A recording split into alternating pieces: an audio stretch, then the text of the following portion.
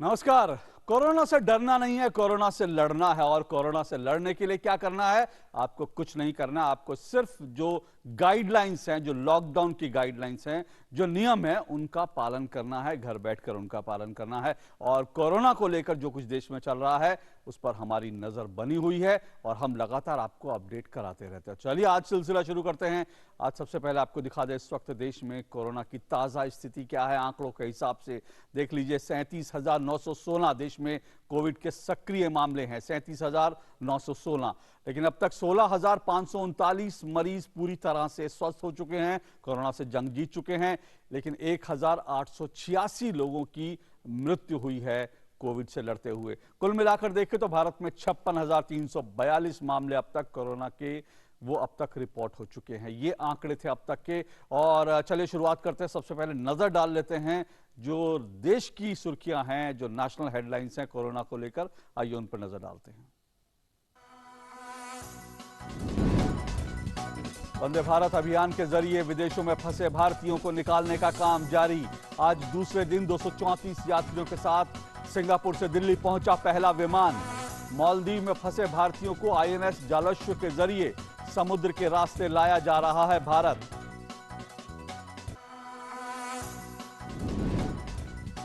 लेकिन महाराष्ट्र और बदनापुर और करमाट के बीच रेल हादसे में 14 लोगों की मृत्यु। ये प्रवासी मजदूर थे। रेल मंत्री ने दिए हादसे की जांच के आदेश। राष्ट्रपति, उपराष्ट्रपति और प्रधानमंत्री ने हादसे पर जताया दुख।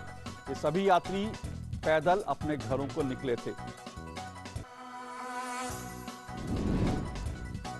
1200 प्रवासी मजदूरों को लेकर पहली श्रमिक ट्रेन गोवा से ग्वालियर के लिए हुई रवाना। अब तक 230 श्रमिक ट्रेनों में 2.5 लाख मजदूरों को घर तक पहुंचाया गया है।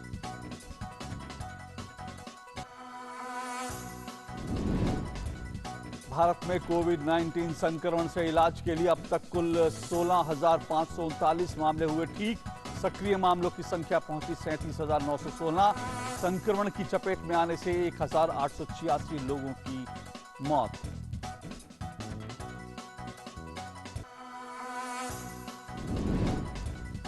दिल्ली में बिना योजना के शराब की दुकानें खोले जाने के विरोध में पूर्व केंद्रीय मंत्री विजय गोयल बैठे उपवास पर। दिल्ली में कोरोना के मामले बढ़े तो सीधे सीधे केजरीवाल जिम्मेदार, आरोप लगाया विजय गोयल ने।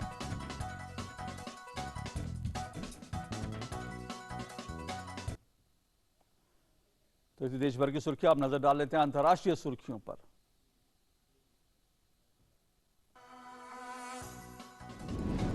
कोरोना वायरस से दुनिया भर में अब तक 2,70,000 से अधिक लोगों की मौत।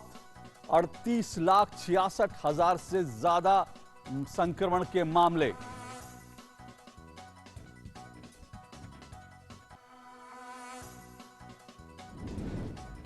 अमेरिका में नहीं थम रहा मौत का सिलसिला। 24 घंटे में 2,448 कोरोना संक्रमितों की मौत। इसके साथ ही अमेरिका में मरने वालों की संख्या 75,543 के पार हुई।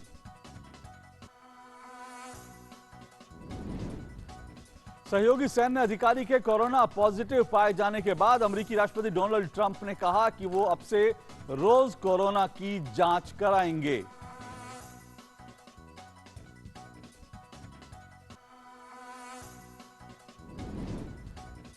यूरोपीय आयोग ने कहा द्वितीय विश्व युद्ध के बाद सबसे गहरी आर्थिक मंदी की आशंका के लिए कमर कस लें। ताजा अनुमान के अनुसार यूरोप की अर्थव्यवस्था इस साल 7.4% तक सिकुड़ जाएगी।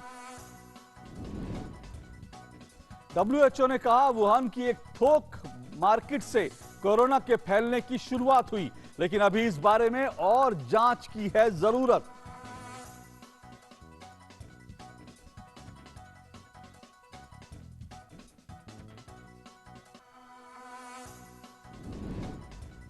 बार्सिलोना में सुबह 6 से 10 बजे तक समुद्र तट लोगों के लिए खोले गए। स्पेन जल्द ही देश के अलग अलग हिस्सों को धीरे धीरे खोलने की योजना पर कर रहा है काम।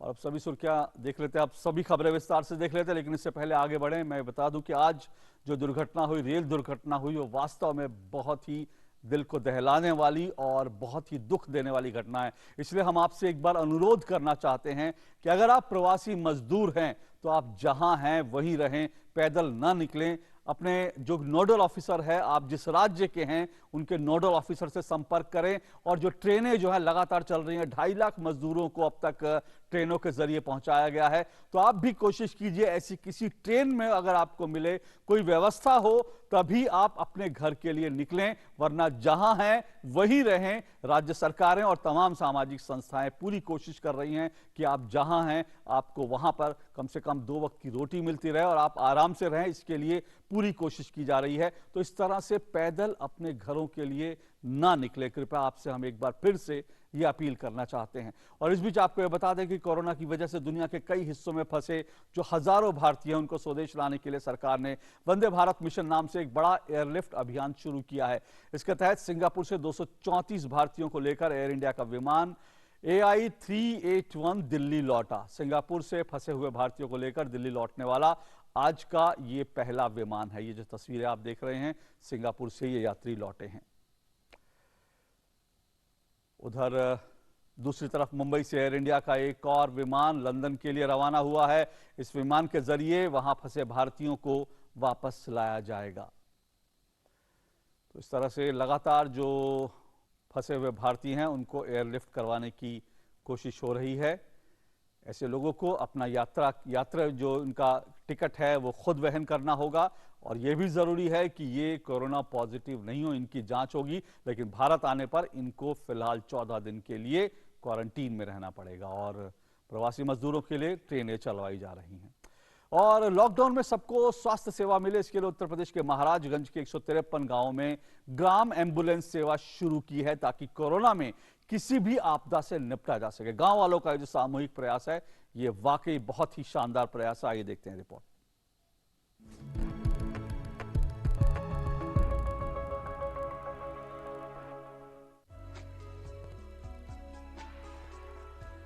ये है ग्राम एम्बुलेंस, यानी कि हर गांव में एक एम्बुलेंस हो, इसकी तैयारी।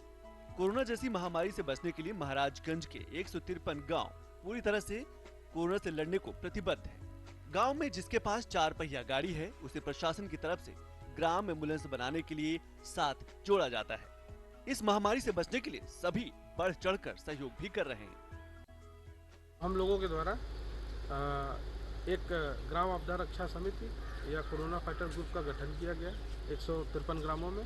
और वहीं पर प्रधानों से ये अपील की गई थी कि संकट के समय में सरकारी एम्बुलेंस हो सकता है कि कम पड़ जाए, तो अगर हर गांव में एक एम्बुलेंस रहती है तो आपात स्थिति में हम उसका प्रयोग कर सकते हैं।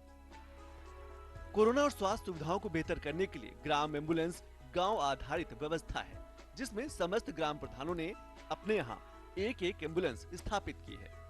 इन ग्राम एम्बुलेंस की सारी जानकारी प्राथमिक सेवा केंद्र और उप जिलाधिकारी कार्यालय में दर्ज है। रात बिरात कभी भी कैसी भी स्वास्थ्य सेवा के लिए ये ग्राम एम्बुलेंस सदैव तत्पर रहती है। इतना ही नहीं, ये ग्राम एम्बुलेंस फर्स्ट एड किट और लॉग बुक से लैस है, ताकि जन सहायता के साथ पारदर्शिता भी बनी रहे। लॉकडाउन में अगर कोई ग्रामीण बीमार हो जाए तो ये एम्बुलेंस तुरंत नजदीकी अस्पताल पर पहुंचा देंगी। मॉनिटरिंग करने के लिए हम लोगों ने इसका एक कंट्रोल रूम बना रखा है। जो हमारे तहसील का जो हेल्पलाइन कंट्रोल रूम है, वहीं पर एक अलग रजिस्टर रखा हुआ है और सारे गांव में जगह जगह पोस्टर लगे हुए हैं। ग्राम प्रधानों को भी अवगत कराया गया है, गांव की जनता को भी कोटेदारों के माध्यम से, पत्रकारों के माध्यम से। एक साईनाथ सेवा समिति है जिसके सदस्यों को कोरोना वॉरियर्स बनाया गया है। इन सब लोगों ने गाँव में प्रचार कर रखा है। तो एक हेल्पलाइन नंबर है और दूसरा एक व्हाट्सएप ग्रुप है, जिसमें ये सारे एम्बुलेंस से रिलेटेड लोग जुड़े हुए हैं। लॉकडाउन में जब सब ठप है तो ग्राम एम्बुलेंस स्वास्थ्य सेवाओं को बेहतर करने का एक सराहनीय प्रयास है। लॉकडाउन के इस मौके पर स्वास्थ्य सेवाएं लोगों तक पहुंच सके, इसके लिए जो ग्राम एम्बुलेंस सेवा है ये लगातार काम कर रही है। अगर गांव में कोई व्यक्ति बीमार हो जाता है तो ये एम्बुलेंस सीधे उसे प्राथमिक स्वास्थ्य केंद्र या नजदीकी अस्पताल पहुंचा देती है। सबसे खास बात ये है कि ये सारी एम्बुलेंस लोगों की जन सहभागिता के माध्यम से जुड़ पाई है, ताकि जो स्वास्थ्य सेवा है वो इस लॉकडाउन में भी सबको मुहैया हो सके। संतोष Chaudhary, TD news, Delhi.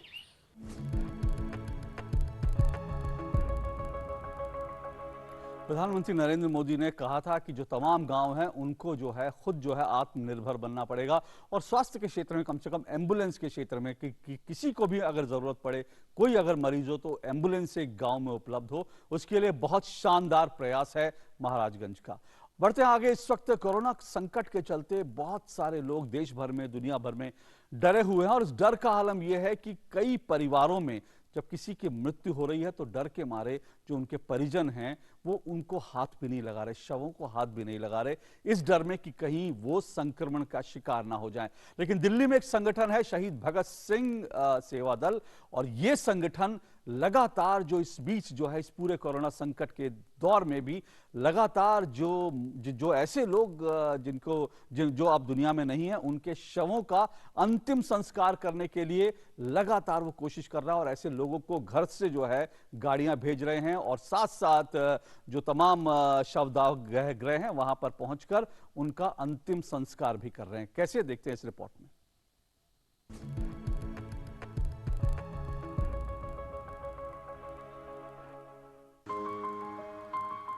Corona संकट के इस काल में देश भर से दर्दनाक कहानियां सामने आ रही हैं। संक्रमण फैलने से कई जगह लोग इतने डरे हुए हैं कि वो अपने परिजनों के शवों के अंतिम संस्कार से भी परहेज कर रहे हैं। पर ऐसे माहौल में भी दिल्ली का एक संगठन शहीद भगत सिंह सेवा दल बिना डरे, बिना थके, बिना रुके शवों के अंतिम संस्कार की सेवा में लगा है। शहीद भगत सिंह सेवा दल की वो टीम जिसने 21 मार्च से एक मोर्चा संभाला इस कोरोना के साथ लड़ाई करने का, डेड बॉडीज़ की सेवा के लिए सरकार के पास ऐसा कोई साधन नहीं था कि जो जल्दी से मिल सके, क्योंकि सरकारी गाड़ियां पेशेंट के लिए थी। तो जब हमारे से डिमांड आई कि क्या आप डेड बॉडी कोरोना वाली उठा सकते हैं, हमारे वो ड्राइवर जो इस समय एक योद्धा बने हुए हैं इस काम को करने के लिए, हमने सबसे सलाह करके सरकार को यस करा कि हमें डेड बॉडीज उठाएंगे, हमारा नैतिक फर्ज बनता है। अस्पताल प्रशासन के सहयोग से दल अब तक कई शवों को शमशान और कब्रिस्तान पहुंचा चुका है। ऐसे मौके पर जब अपने भी साथ छोड़ देते हैं तब ये सेवा दल अपनी एम्बुलेंस से लोगों की मदद करता है। हमने डेड बॉडी उठाने का वायदा किया और अभी तक 25 डेड बॉडी जो कोरोना ग्रस्त जिनकी डेथ हुई उसको हॉस्पिटल से ले जाके उनको हमने विधिवत संस्कार कराया या दफनाया। और इसके अलावा कोरोना के पेशेंट जब निकले और गाड़ियां कम थी तो हमने उसके लिए अपनी गाड़ी प्रोवाइड की, जो 100 से ज़्यादा संख्या हो चुकी है। इस संगठन की मदद से पुलिस ने राहत की सांस ली है। अब तक 100 से ज्यादा कोरोना मरीजों को अस्पताल भी पहुंचा चुका है। Bureau report, DD news.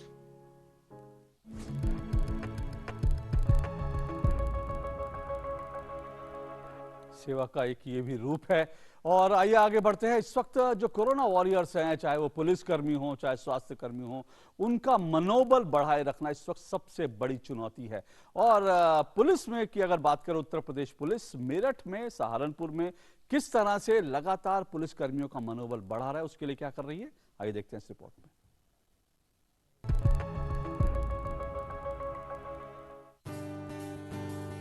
देश भर में डॉक्टर, पुलिस, सफाई कर्मी दिन रात कोरोना से युद्ध लड़ रहे हैं। इस दौर में डॉक्टर्स, पुलिसकर्मियों के सामने कई तरह की चुनौतियां हैं और सबसे बड़ी चुनौती है स्वास्थ्य कर्मियों और पुलिसकर्मियों का मनोबल बनाए रखने की। जवानों का मनोबल बना रहे, इसीलिए उत्तर प्रदेश पुलिस इसका विशेष ख्याल रख रही है।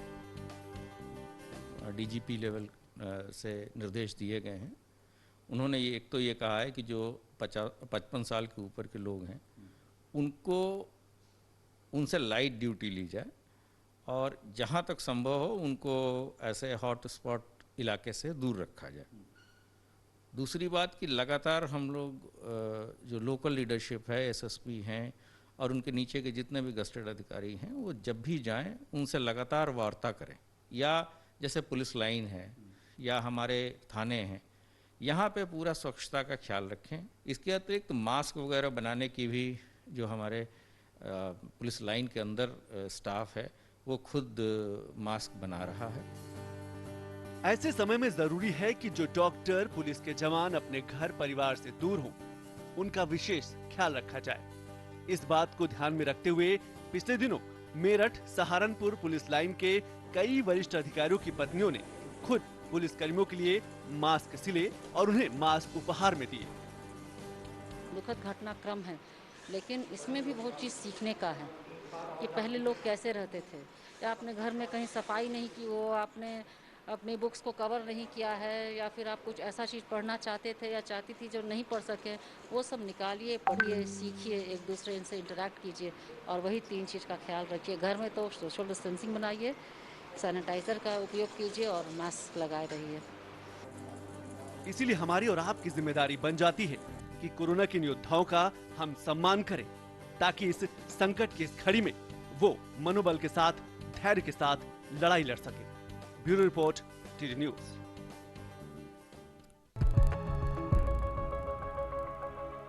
और इसमें कोई दो राय नहीं कि लॉकडाउन जो है एक देश के लिए बड़ी आर्थिक चुनौती बना है और जो रोज कमाई करते थे ऐसे लोगों की दरअसल उनकी पूरी तरह से कहें कि कमर टूट गई है। लेकिन इन चुनौतियों में भी, इन मुश्किल हालात में भी कई अवसर भी होते हैं।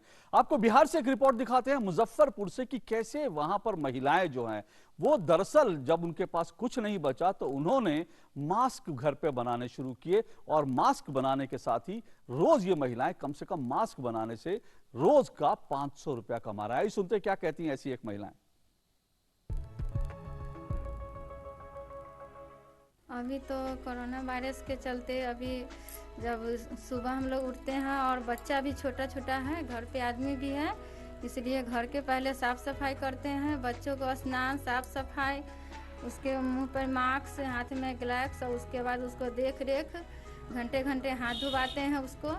और हम जब यह मास्क सीने चल आते हैं तो मेरी मम्मी जी उसको देखती हैं। वैसे तो देखिए इस महामारी के वजह से घर के जो मेरे हस्बैंड राज मिस्त्री हैं वो भी बैठे हुए हैं, अभी तो कोई काम नहीं हो रही थी।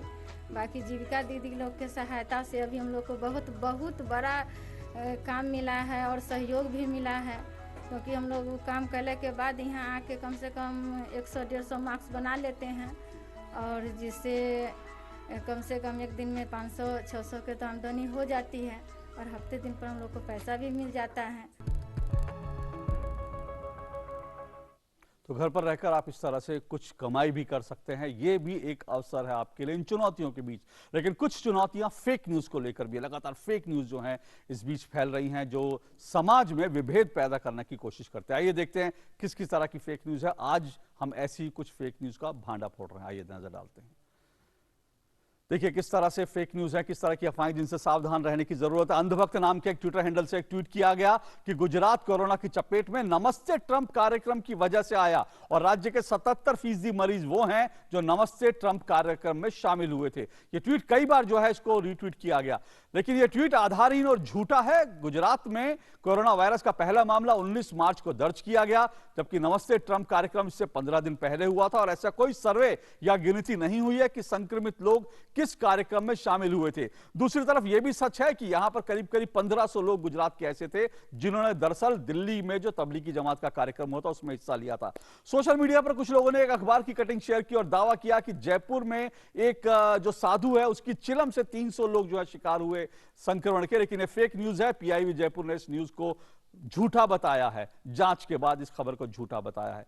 WHO के नाम से एक संदेश वायरल हुआ जिसमें कहा गया है कि नींबू, संतरा, अनानास आदि खाकर आप अपना पीएच लेवल बढ़ाकर कोरोना से बच सकते हैं। यह संदेश तेजी से वायरल हो रहा है WHO के नाम से, लेकिन WHO ने ऐसा कोई दावा नहीं किया। यह सही है कि शरीर की प्रतिरोधक क्षमता बढ़ाना इस वक्त बहुत उपयोगी होगा, लेकिन पीएच लेवल बढ़ने से कोरोना नहीं होगा, यह दावा WHO ने हरगिज नहीं किया है। तो ये कुछ फेक न्यूज थी और आइए आगे बढ़ते हैं। इस वक्त दिल्ली में जिस तरह से हमने देखा, दिल्ली क्या देश के कई हिस्सों में हमने देखा कि शराब की जब दुकानें खुली तो वहां सोशल डिस्टेंसिंग की धज्जियां उड़ गई। राज्यसभा के सांसद और बीजेपी के वरिष्ठ नेता हैं विजय गोयल, उन्होंने दिल्ली में यह आरोप लगाया कि दिल्ली में अरविंद केजरीवाल, दिल्ली के मुख्यमंत्री ने दरअसल बिना किसी तैयारी के दिल्ली में शराब की दुकानें खोली, जो बहुत घातक साबित हो सकता है। और इसी के खिलाफ आज, इसी के विरोध में विजय गोयल आज एक दिन के उपवास पर बैठे।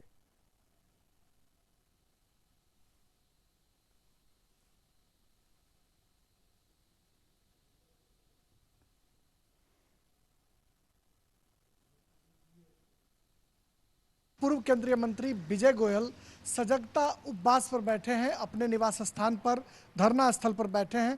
उनसे जानते हैं कि आखिर वजह क्या है, किन मुद्दों को लेकर आप सजगता उपवास पर हैं। हमारा ये कहना है कि दिल्ली सरकार को कोरोना वायरस को गंभीरता से लेना चाहिए। पहला एक कि उनको शराब की दुकानों को रेड जोन के अंदर नहीं खोलना था। दूसरा, अगर खोलना था तो उनकी पहले प्लानिंग, सोशल डिस्टेंसिंग, लोग कैसे आएंगे जाएंगे, इस सब की भी योजना तैयार होनी चाहिए थी। दूसरा, इनको डोर डिलीवरी, होम डिलीवरी या ई कूपन जो करना था वो उसी समय करना था जी। अकेले इस कारण से 3 दिन के अंदर 1500 कोरोना वायरस के केस बढ़ गए जी। तो हमारा ये कहना है दिल्ली सरकार से कि भाई इस उपवास से हम उनको सजग कर रहे हैं कि भाई यार ये चीज़ें मत करो, कोरोना वायरस को गंभीरता से लो, नहीं तो ये और अब बढ़ जाएगी। विजय गोयल जो भारतीय जनता पार्टी के कद्दावर नेता हैं, वो सजगता उपवास पर हैं और उनका कहना है कि अरविंद केजरीवाल जो दिल्ली के मुख्यमंत्री हैं वो लगातार जनता को गुमराह कर रहे हैं और कोरोना से लड़ने में दिल्ली सरकार अब तक फिसड्डी साबित हुई है। कैमरामैन प्रमोद नेगी के साथ मैं राजेश राज, डीडी न्यूज़ के लिए। और अब नजर डालते हैं कोरोना योद्धा किस किस तरह से इस वक्त अपनी भूमिका निभा रहे हैं। ऐसे कोरोना योद्धाओं को सलाम।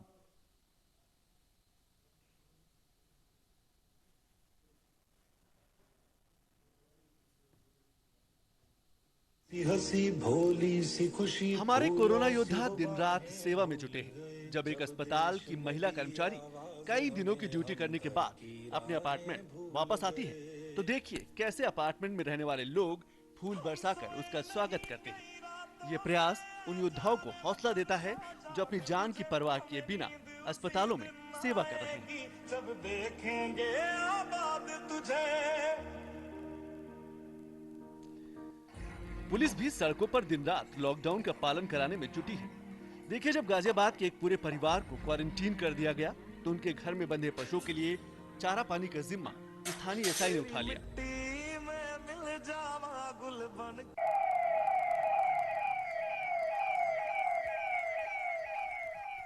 और अब ये देखिए कि कैसे 1 साल की बच्ची का बर्थडे इस लॉकडाउन में मथुरा पुलिस ने मनाया। बच्ची के माता पिता उदास थे कि बेटी का बर्थडे यानी कि जन्मदिन कैसे मनाया जाए, पर अचानक रंग बिरंगे गुब्बारों से सजी गाड़ियां बर्थडे मनाने पहुंच गई। हमारे योद्धा इस लॉकडाउन में लोगों की खुशी का पूरा ख्याल रख रहे हैं। ऐसे योद्धाओं को हमारी टीम सलाम करती है।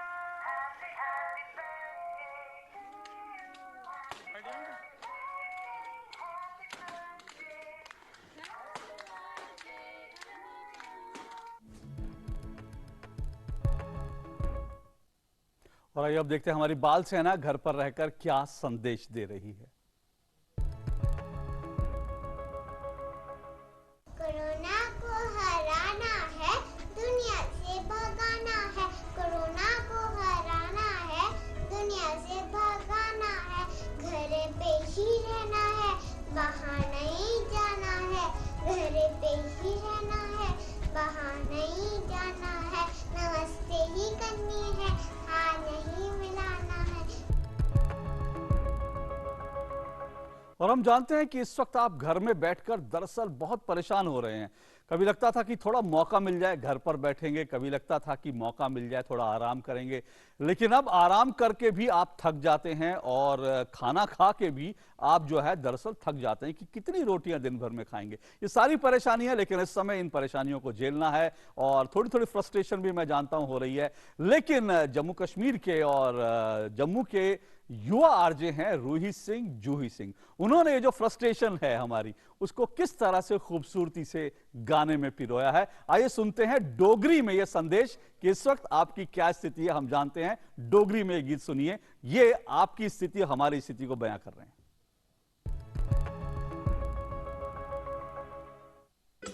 इस गाने की फ्रस्ट्रेशन है, पहले तो सुन। कर बयाई गई बस हो कदू जाना तू करोने तोले तोले साढ़े कोला नस हो कदू जाना तू करोने फुल के चुथी चुथी आके गया मैडमा बेलिया खाई खाई टिड बड़े बुकड़ा फुल के चुथी चुथी आके गया मैडमा खाई टिड बड़े कोकड़ा लिट्टी लिट्टी लिट्टी लिट्टी टुट्टी के अलग हो कदू जान तू करोने होना पर बच्चे बड़ा बिंद भी नहीं पढ़ दे पढ़ने की आँखों ताओ एक गल कर दे टिल्ला टिल्ला टिल्ला टिल्ला चलता है नेट वो कदू जान तू करोने कर बे होई कहीं बस वो कदू जान तू करोने खबरा सुनी सुनी मन बड़ा डरदा लखेगी मारिया तू आपू के नहीं मरदा मन करे मार तुगी फट वो कदू जान तू करोने कदो जाए तू करोने आए, ये गीत होगी। इस गीत के साथ ही फिलहाल आज कोरोना पर नजर में इतना ही। मुझे दीजिए इजाजत, लेकिन डीडी न्यूज पर खबरों का सिलसिला बना हुआ है लगातार। नमस्कार।